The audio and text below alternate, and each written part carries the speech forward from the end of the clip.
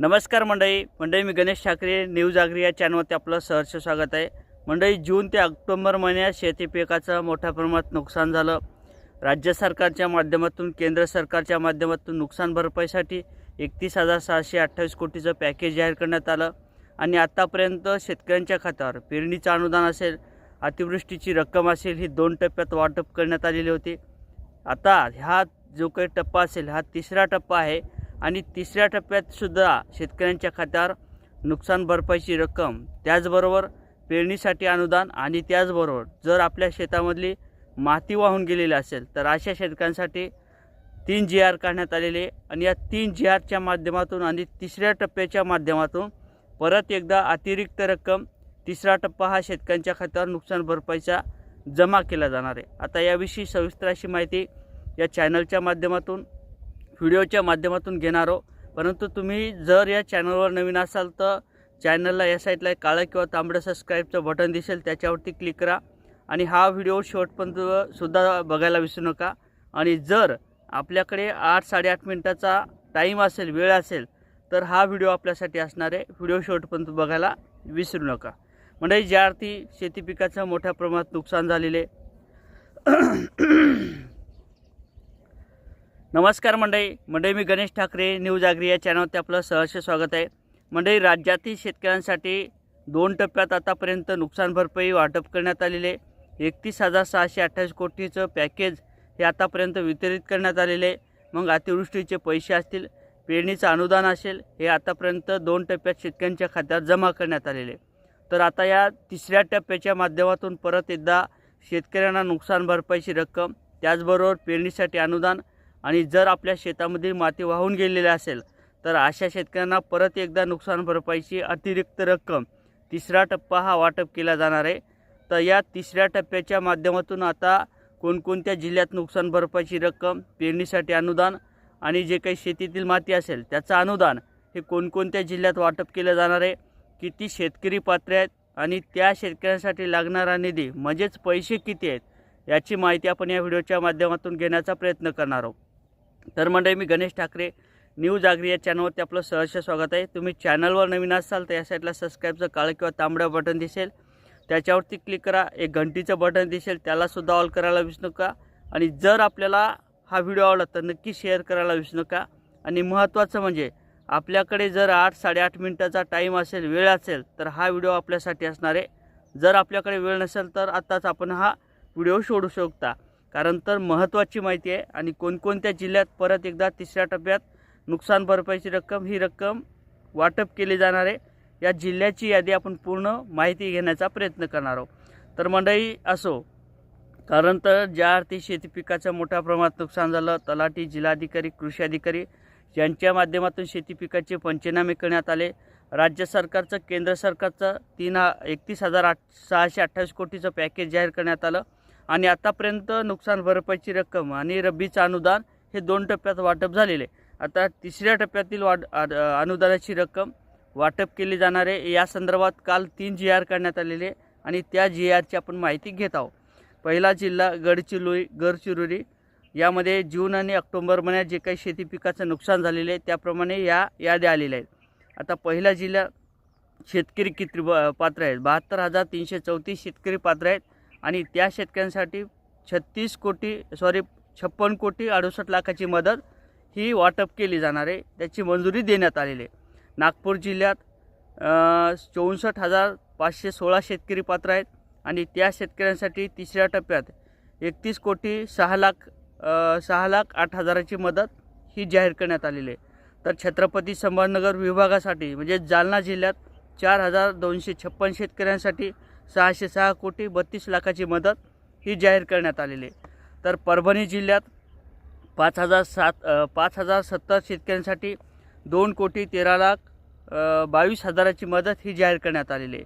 बीड जिल्ह्यासाठी 28,778 शेतकऱ्यांसाठी 19 कोटी 38,78,000ची मदत ही जाहीर करण्यात आलेली आहे। तर जळगाव जिल्ह्यात फक्त 3 शेतकरी आहेत, परत त्याची यादी आलेली आहे, ती सुद्धा माहिती घेणार आहोत।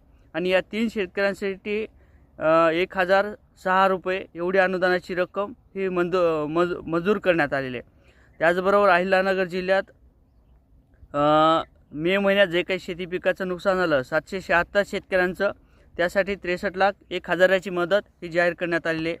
परत अहिल्यानगर जिल्ह्यात नुकसान झालं होतं, म्हणजे 65,054 शेतकऱ्यांचं नुकसान झालं होतं. तर 10,15,99,000ची मदत ही जाहीर करण्यात आलेली आहे. सोलापूर जिल्ह्यात 20,421 शेतकऱ्यांचं नुकसान झालं. 78,58,98,000ची मदत ही जाहीर करण्यात आलेली आहे. पुणे जिल्ह्यात 171 शेतकऱ्यांचं नुकसान झालं. 43,04,000ची मदत या जिल्ह्यातसुद्धा जाहीर करण्यात आलेली आहे. सातारा जिल्ह्यात 20,000 शेतकऱ्यांचं नुकसान झालं. 1,03,000ची मदत जाहीर करण्यात आलेली आहे. सांगली जिल्ह्यात 5 शेतकऱ्यांचं नुकसान झालं. 25,000ची मदत या देखील जिल्ह्यात मंजूर करण्यात आलेली आहे. रायगड जिल्ह्यात 1 शेतकऱ्यांचं नुकसान झालं, तर या शेतकऱ्यांसाठी 14,000ची मदत परत जाहीर करण्यात आलेली आहे. आणि रायगड जिल्ह्याची परतसुद्धा माहिती आहे. चंद्रपूर जिल्ह्यात 28,087 शेतकऱ्यांचं नुकसान झालं. 2,01,72,000ची मदत ही जाहीर करण्यात आलेली आहे. चंद्रपूर जिल्ह्यात 30,551 शेतकऱ्यांचं नुकसान झालं. 26,06,83,000ची मदत या देखील जिल्ह्यात मंजूर करण्यात आलेली आहे. नागपूर जिल्ह्यात 27,269 शेतकऱ्यांचं नुकसान झालं. 17,23,64,000ची मदत या देखील जिल्ह्यात मंजूर करण्यात आलेली आहे. परत गडचिरोली जिल्ह्यात 364 शेतकऱ्यांचं नुकसान झालं. 33,30,000ची मदत या देखील जिल्ह्यात मंजूर करण्यात आलेली आहे. भंडारा जिल्ह्यात सुरुवातीला 8 शेतकरी दाखवण्यात आले होते. 56,000ची मदत या देखील जिल्ह्यात मंजूर करण्यात आलेली आहे.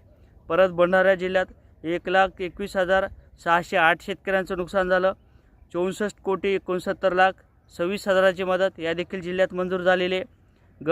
गोंदिया जिल्ह्यात 1,32,844 शेतकऱ्यांचं नुकसान झालं.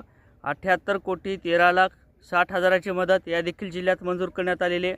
यवतमाळ जिल्ह्यात 4,900 शेतकऱ्यांचं नुकसान झालं, तर या शेतकऱ्यांसाठी 8,12,01,000ची मदत जाहीर करण्यात आलेली आहे. कोल्हापूर जिल्ह्यात 5,283 शेतकऱ्यांचं नुकसान झालं. 1,25,06,000ची मदत या देखील जिल्ह्यात मंजूर करण्यात आलेली आहे. याचं वाटप कधी केलं जाणार आहे हे सुद्धा सांगणार आहे. पुणे जिल्ह्यात 19,068 शेतकऱ्यांचं नुकसान झालं. 10,59,26,000ची मदत या देखील जिल्ह्यात मंजूर करण्यात आलेली आहे. सांगली जिल्ह्यात परत नुकसान झालं होतं. 90 शेतकऱ्यांचं नुकसान झालं, तर या शेतकऱ्यांसाठी 5,84,000ची मदत देखील मंजूर करण्यात आलेली आहे. ठाणे जिल्ह्यात 47,994 शेतकऱ्यांचं नुकसान झालं. 16,81,79,000ची मदत या देखील जिल्ह्यात मंजूर करण्यात आलेली आहे. पालघर जिल्ह्यात 35,068 शेतकऱ्यांचं नुकसान झालं. या जिल्ह्यात 9,32,36,000ची मदत मंजूर करण्यात आलेली आहे. परत रायगड जिल्ह्यात 42,992 शेतकऱ्यांचं नुकसान झालं. 14,69,33,000ची मदत या देखील जिल्ह्यात मंजूर करण्यात आलेली आहे.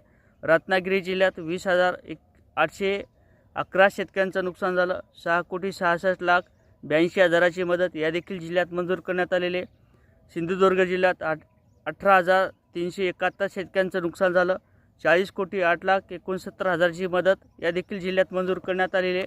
आणि अशापैकी जे काही नुकसान झालेले शेतकरी आहेत आणि त्या शेतकऱ्यांची नुकसान भरपाईची रक्कम ही 3ऱ्या टप्प्यात वाटप करण्यासाठी मंजुरी देण्यात आलेली आहे.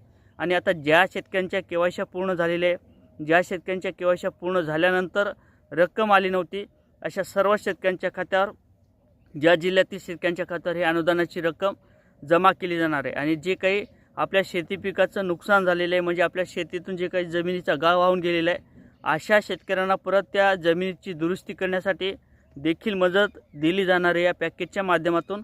याची संपूर्ण माहिती आपण या व्हिडिओच्या माध्यमातून घेतलेली आहे. आणि जर आता आपल्याला पीक विमाची माहिती घ्यायची असेल तर या चॅनलवर नक्कीच नवीन असाल तर चॅनलला सबस्क्राईब करा.